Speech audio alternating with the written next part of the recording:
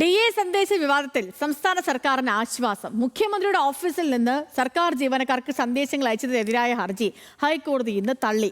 സന്ദേശങ്ങൾ അയച്ചതിൽ നിയമവിരുദ്ധത ഇല്ലെന്നും അതേപോലെ ഡേറ്റ കൈമാറ്റത്തിന് തെളിവില്ല എന്നും കോടതി ചൂണ്ടിക്കാട്ടുകയുണ്ടായി. സർക്കാർ നടപടി നല്ല ഭരണനിർവഹണത്തിന്റെ ഭാഗമാണെന്നും കോടതി പ്രശംസിച്ചു. ഹൈക്കോടതി വിധിയിൽ അപ്പീൽ നൽകാനാണ് പ്രതിപക്ഷത്തിന്റെ തീരുമാനം.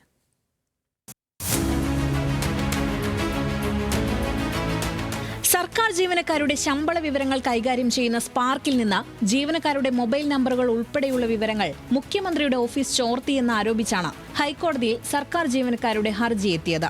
എന്നാൽ സ്വകാര്യത ലംഘനമെന്ന വാദം നിലനിൽക്കില്ലെന്ന് ചൂണ്ടിക്കാട്ടി ഹൈക്കോടതി ഹർജി തള്ളി.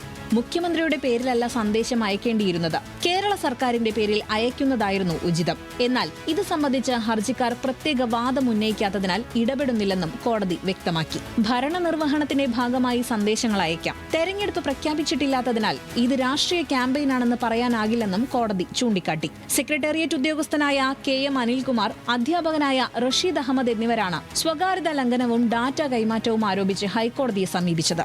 സ്വകാര്യ വിവരങ്ങൾ ചോർത്തിയാണ് സന്ദേശങ്ങൾ അയക്കുന്നതെന്നായിരുന്നു ഹർജിക്കാരുടെ വാദം. എന്നാൽ IT മിഷൻ വികസിപ്പിച്ച ഡിജിറ്റൽ പ്ലാറ്റ്ഫോമിൽ നിന്നാണ് സന്ദേശങ്ങൾ അയച്ചതെന്നും വ്യക്തിവിവരങ്ങൾ ചോർത്തിയെടുത്തതല്ലെന്നും സർക്കാർ കോടതിയെ അറിയിച്ചു. യഥാർത്ഥത്തിൽ ഗവൺമെന്റിനെതിരെയായിട്ടാണ് പോയതെങ്കിലും ഗവൺമെന്റിനുള്ള അംഗീകാരമാണ് ഈ വിധി നൽകിയിട്ടുള്ളത്. Good governance ഇങ്ങനെയായിരിക്കണം.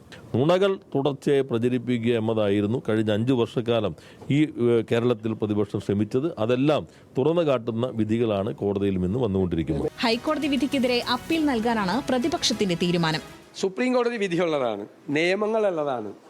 അതായത് ഒരു വ്യക്തി അറിയാതെ അയാളുടെ വ്യക്തിഗതമായ വിവരങ്ങൾ പ്രസിദ്ധീകരിക്കാൻ പാടില്ല, ചോർത്താൻ പാടില്ല. ചോർത്തിയിട്ടുണ്ട്. മുഖ്യമന്ത്രിയുടെ ഓഫീസിൽ ചോർത്തിയിട്ടുണ്ട്. അതാ ഞങ്ങളുടെ കേസ്, അതാണ്. അതുകൊണ്ട് കാര്യമില്ലല്ലോ, ഞങ്ങൾ അതിന്റെ മീതെ പോവും. അതിന്റെ മീതെയും കോടതി ഉണ്ടല്ലോ, സുപ്രീം കോടതി വിധിയുണ്ട്. തെരഞ്ഞെടുപ്പ് അടുത്തിരിക്കെ ഹൈക്കോടതി വിധി സർക്കാരിന് ആശ്വാസമാണ്. Legal desk, news Malayalam.